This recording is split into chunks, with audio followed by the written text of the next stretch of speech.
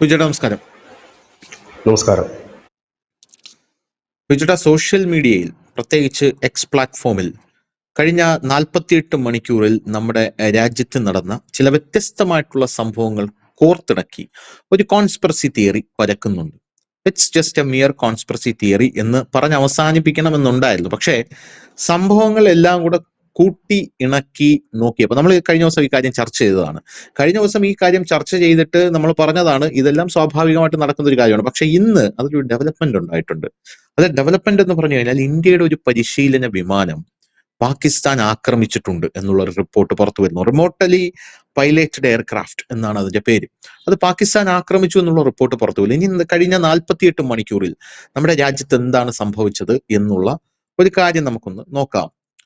Indian പ്രധാനമന്ത്രി Narendra Modi chief മിനിസ്റ്റർമാരുടെ ഒരു യോഗം വിളിച്ചിട്ടുണ്ട്. മൊത്തത്തിൽ അതിന്റെ റിപ്പോർട്ടുകളൊക്കെ ലിങ്കൊക്കെ ഉണ്ട്. അതിന്റെ പിന്നെ ലിങ്ക് കൊടുക്കണ്ട എന്ന് വിചാരിച്ചതാണെങ്കിലും എല്ലാ മാധ്യമങ്ങളിലും അത് കൊടുത്തിട്ടുണ്ട്. എസ്പെഷ്യലി news-on-air.government.in അതുണ്ട്. അപ്പോ ചീഫ് മിനിസ്റ്റർമാരുടെ ഒരു യോഗം വിളിച്ചിട്ടുണ്ട്. അത് ഒന്നാമത്തെ കാര്യം. രണ്ടാമത്തെ കാര്യം, അതിനോടൊപ്പം തന്നെ നമുക്ക് ചേർത്ത് വായിക്കേണ്ട ഒരു കാര്യമാണ്, അജിത് ഡോവൽ ഒരു മീറ്റിംഗ് കണ്ടക്ട് ചെയ്തിട്ടുണ്ട് എന്നുള്ള റിപ്പോർട്ട് പുറത്തു വരുന്നുണ്ട്. ഒരു ഹൈ ലെവൽ സെക്യൂരിറ്റി മീറ്റിംഗ് ആണ് എന്നുള്ള റിപ്പോർട്ട് പുറത്തു വരുന്നുണ്ട്. അതിനോടൊപ്പം രാജ്നാഥ് സിംഗ് ബാക്കിയുള്ള മിനിസ്റ്റർമാരുമായിട്ട് ഒരു മീറ്റിംഗ് വിളിച്ചിട്ടുണ്ട്. അത് കഴിഞ്ഞ് ഇന്ത്യൻ പ്രധാനമന്ത്രി നരേന്ദ്രമോദി വെസ്റ്റ് ഏഷ്യയിലെ യുദ്ധത്തിനെ കുറിച്ച് കൃത്യമായിട്ട് ഒരു സന്ദേശം പുറപ്പെടുവിച്ചിട്ടുണ്ട്. ഇതിൽ നമ്മൾ യൂണിറ്റി പ്രകടിപ്പിക്കണം, ഒന്നായിരിക്കണം എന്ന് പറഞ്ഞിട്ടുണ്ട്. അതിനും പുറമെ നമ്മുടെ army chief Puri Jagannath temple visit ചെയ്തിട്ടുണ്ട്. ഇന്ത്യൻ പട്ടാളക്കാർക്കും അവരുടെ ഫാമിലീസിന് വേണ്ടി പ്രാർത്ഥിക്കാനാണ് ഞാൻ ഇവിടെ വന്നിരിക്കുന്നത് എന്നാണ് അദ്ദേഹം അതിനുശേഷം കൊടുത്ത ബൈറ്റ് എന്ന് പറയുന്നത്. അതിനുശേഷം ഇന്നുണ്ടായ മറ്റൊരു ഡെവലപ്മെന്റ്, നമ്മുടെ രാജ്യത്തെ IAF ഇന്ത്യൻ എയർഫോഴ്സ് ഒരു വലിയ നടപടി സ്വീകരിച്ചിട്ടുണ്ട്. ആക്ച്വലി ഈ നടപടിയെക്കുറിച്ച് നമ്മൾ 2 മാസം മുമ്പ് വാർത്ത കൊടുത്തതാണ്. ആ വാർത്ത എന്ന് പറയുന്നത് 4 എയർപോർട്ടുകൾ, അത് ഇന്ത്യൻ എയർഫോഴ്സ് ഏത് നിമിഷവും അത് പൂട്ടിയേക്കാം എന്നുള്ള വാർത്തയാണ് നമ്മൾ ആ സമയത്ത് കൊടുത്തത്. പക്ഷെ അതിപ്പോ പൂട്ടിയിരിക്കുന്നു. 4 airports to shut down, starting with Jodhpur on March 29. അങ്ങനെ അത് ഷട്ട് ഡൗൺ ചെയ്തിരിക്കുകയാണ്. 1 ജോധ്പൂർ, 2 ശ്രീനഗർ, 3 പൂനെ, 4 ആഡംപൂർ. ഈ 4 സ്ഥലമാണ്. ഈ ജോധ്പൂരിലാണ് ഇന്ത്യ അഗ്നി മിസൈലുകൾ, പാകിസ്ഥാനെ സമ്പൂർണ്ണമായി തകർക്കാൻ കെൽപ്പുള്ള അഗ്നി മിസൈലുകൾ കൊണ്ട് വിന്യസിച്ചിരിക്കുന്നത്. പാക് പ്രസിഡന്റ് പാകിസ്ഥാനിൽ നിന്ന് പറഞ്ഞ ഒരു വിമാനത്താവളമാണ് ഈ ജോധ്പൂർ വിമാനത്താവളം.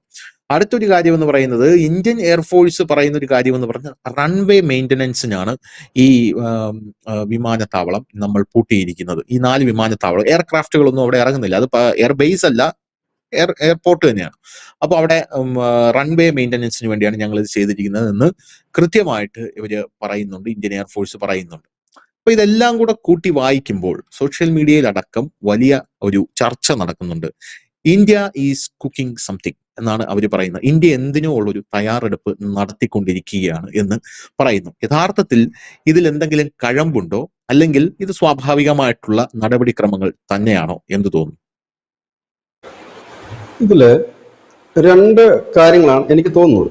ഒന്ന്, ഈ അടുത്ത് കേൾക്കുന്ന ഒരു വലിയ കാര്യം, ഏക സിവിൽ കോഡ് കൊണ്ടുവരുന്നു എന്ന് കേൾക്കുന്നു. അങ്ങനെയെങ്കിൽ ഒരുപക്ഷെ ഒരു പ്രക്ഷോഭം രാജ്യത്തിനകത്തുണ്ടാകുകയും പുറത്തുനിന്ന് ഒരു ആക്രമണം വരികയാണെങ്കിൽ അതിനെ തടയിടുകയും ചെയ്യുന്നതിന്റെ ഭാഗമാകാം ഒന്ന്. അതല്ല എങ്കിൽ ഇന്ത്യ ഒരു യുദ്ധത്തിന് തയ്യാറെടുക്കുന്നു എന്ന് തന്നെ വേണം കരുതാൻ. ഇന്നിപ്പോൾ സംഭവിച്ച ഒരു കാര്യം, ന്യൂസ് ഇന്ത്യ മലയാളത്തിൽ ആ വാർത്ത വിശദമായി കൊടുത്തിട്ടുണ്ടെങ്കിലും ഞാൻ ഒരിക്കൽ കൂടി ആ വാർത്ത പറയാം. നമ്മുടെ ഈ റിമോട്ടലി പൈലറ്റഡ് എയർക്രാഫ്റ്റ് RPI എന്ന് പറയുന്ന വിമാനം, ആ വിമാനം നിയന്ത്രണ രേഖയിൽ നിന്ന് അന്താരാഷ്ട്ര അതിർത്തിക്ക് സമീപത്തേക്ക് പറക്കുമ്പോഴേക്കും അതിന് നേരെ പാക് റേഞ്ചേഴ്സ് വെടിവെക്കുകയാണ്. 5 റൗണ്ട് വെടിവെച്ചു. ഖേരി പോസ്റ്റിൽ നിന്ന്, പാകിസ്ഥാന്റെ ഖേരി പോസ്റ്റിൽ നിന്ന് 4 റൗണ്ട് വെടിയും അസ്ലാം പോസ്റ്റിൽ നിന്ന് 1 റൗണ്ട് വെടിയുമാണ് വെച്ചത്. പക്ഷെ ഇതിനെക്കുറിച്ച് നമ്മുടെ ഉദ്യോഗസ്ഥർ പറയുന്നത് 2 മണിക്കൂർ ദൗത്യം പൂർത്തിയാക്കി, വിമാനത്തിന് കേടുപാടൊന്നും പറ്റില്ല, 2 മണിക്കൂർ ദൗത്യം പൂർത്തിയാക്കി ഈ വിമാനം തിരിച്ച് എത്തുകയുണ്ടായി. പറന്നുയർന്ന സ്ഥലത്ത് തന്നെ എത്തുകയുണ്ടായി. വിമാനം ഒന്നും ഉണ്ടായിട്ടില്ല, വേറെ പ്രശ്നങ്ങളൊന്നും ഉണ്ടായിട്ടില്ല എന്നാണ് പറയുന്നത്. ഇതൊരു തുടക്കമാണോ എന്നറിയില്ല. ഇതിന്റെ ഡീറ്റെയിൽസ് ഇപ്പൊ നമ്മൾ ഇത് റിപ്പബ്ലിക് TV ആണ് അത് ആദ്യം ബ്രേക്ക് ചെയ്തിരുന്നത്. പിന്നീട് ഉള്ള നാഷണൽ മീഡിയാസിൽ വന്നു തുടങ്ങിയിട്ടില്ല, വരുമായിരിക്കും അധികം വൈകാതെ. അപ്പൊ ഇതാണ് വന്നിരിക്കുന്നത്. ഈ ഒരു വിമാനം പരിശീലന വിമാനം ആണ് എന്നാണ് മനസ്സിലാക്കാൻ കഴിയുന്നത്. പരിശീലനത്തിന്റെ ഭാഗമായിട്ടാണ്, അത് പതിവ് പറക്കലിന്റെ ഭാഗമായി പോയൊരു വിമാനമാണ്. ഇതിനു നേരെയാണ് പാക് റേഞ്ചേഴ്സ് വെടിയുതിർത്തിരിക്കുന്നത്.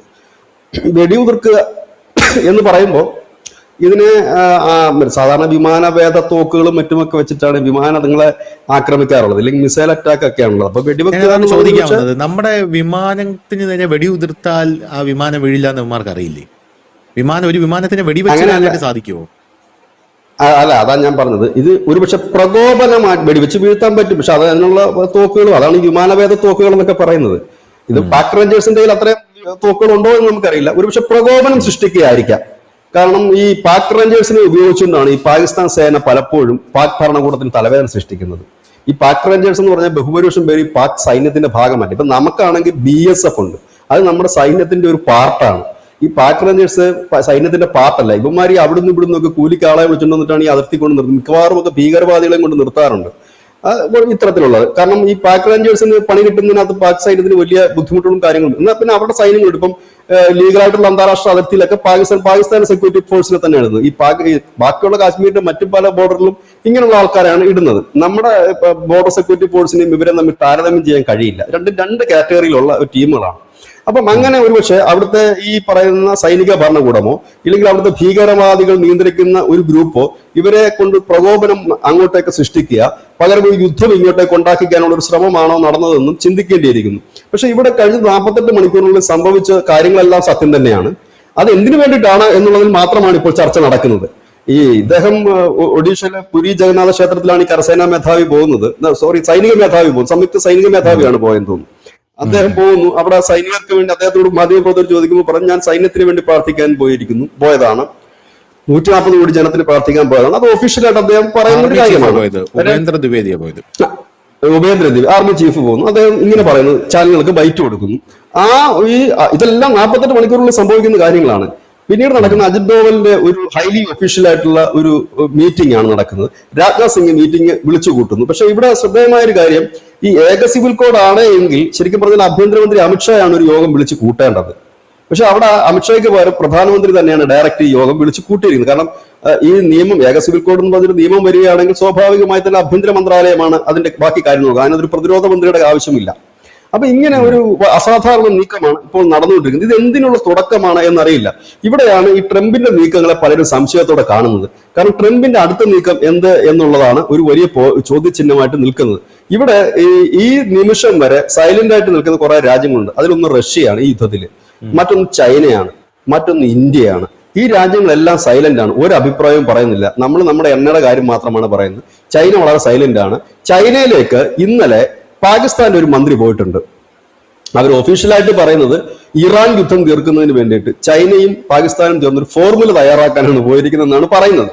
ആ ഫോർമുല അവിടെ ഇറാൻ കഴിഞ്ഞ ദിവസം പറയുന്നുണ്ട്, അവന്മാരൊക്കെ പറയുന്നത് ആരെങ്കിലും കേൾക്കുമോ എന്ന് ചോദിക്കുന്നുണ്ട്. പാകിസ്ഥാൻ പറയുന്നത് അവരിതിന്റെ മധ്യസ്ഥനായിട്ട് വരും, അവരൊക്കെ പറയുന്ന ആരെങ്കിലും കേൾക്കുമോ എന്ന് ചോദിക്കുന്നു. ട്രംപും തള്ളിക്കളഞ്ഞിട്ടുണ്ട്. അപ്പൊ ഇതിന്റെ ഇടയ്ക്ക് ഇത് പോയിരിക്കുന്ന ഒഫീഷ്യലായിട്ട് ഇറാന്റെ യുദ്ധം തീർക്കാനുള്ള ഫോർമുലയ്ക്ക് എന്നാണ് പറഞ്ഞത്. പക്ഷെ ഫോർമുല ആണെന്ന് തോന്നുന്നുമില്ല. കാരണം നിലവിൽ അജ്ഞാതന്മാരുടെ വിളയാട്ടം കൊണ്ട് പാകിസ്ഥാനിലെ ഭീകരന്മാരുടെ ഏറ്റവും അടുത്ത തലവന്മാർ വരെ തട്ടിപ്പോകുന്ന, അജ്ഞാതമായി തന്നെ മരിക്കുന്നു, വെടിവെച്ച് മരിച്ചു എന്ന് പോലും അവർ പറയുന്നില്ല, അജ്ഞാതമായി കൊല്ലപ്പെടുന്ന ഒരു സാഹചര്യം. അഫ്ഗാനിസ്ഥാനുമായിട്ട് നല്ല രീതിയിൽ തന്നെ ഫൈറ്റ് നടക്കുന്ന ഒരു സാഹചര്യം, ഇറാനുമായിട്ടൊരു ക്ലാഷ് നടക്കുന്നത്, ഇങ്ങനെയൊക്കെ നിൽക്കുന്ന ഒരു വല്ലാത്തൊരു അന്തരീക്ഷത്തിലാണ് പോകുന്നത്. എന്താണ് സംഭവിക്കാൻ പോകുന്നത് എന്നറിയില്ല. പക്ഷെ ഇത് ആകെ നമ്മൾ നോക്കുമ്പോൾ ഒരു യുദ്ധത്തിന്റെ മുന്നൊരുക്കമായിട്ടാണ്, എന്തോ ഒന്ന് സംഭവിക്കാൻ പോകുന്നു, അതിന്റെ ഒരു മുന്നൊരുക്കമായിട്ട് നമുക്ക് മനസ്സിലാക്കാൻ പറ്റുന്നുണ്ട്. ഒരു യുദ്ധത്തിന്റെ മുന്നൊരുക്കം നടക്കുന്നതായിട്ട് തന്നെയാണ് നമുക്ക് മനസ്സിലാകുന്നത്.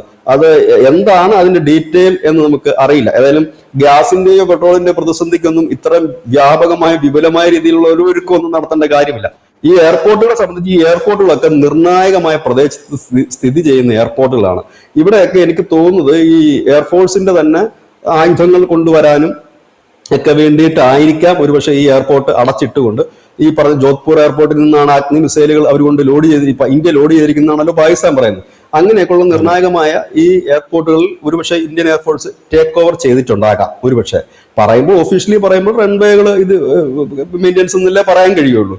അപ്പം അത് എടുക്കാം. പക്ഷെ അതൊന്നും ഇന്റർനാഷണൽ എയർപോർട്ടുകളല്ല കേട്ടോ. അപ്പൊ പിന്നെ ഇവിടങ്ങളിലുള്ള വിമാന സർവീസുകൾ മറ്റുള്ളത് വഴിതിരിച്ചു വിട്ടുകൊണ്ടാണ് അവരിത് ചെയ്യുന്നത്. അപ്പോൾ അങ്ങനെയൊക്കെ നോക്കുമ്പോൾ എന്തോ ഒന്ന് സംഭവിക്കാൻ പോകുന്നു. എന്താണ് സംഭവിക്കുക എന്നുള്ളത് വരും ദിവസങ്ങളിൽ നമുക്ക് ഒരുപക്ഷെ അറിയാൻ കഴിഞ്ഞേക്കുമായിരിക്കും.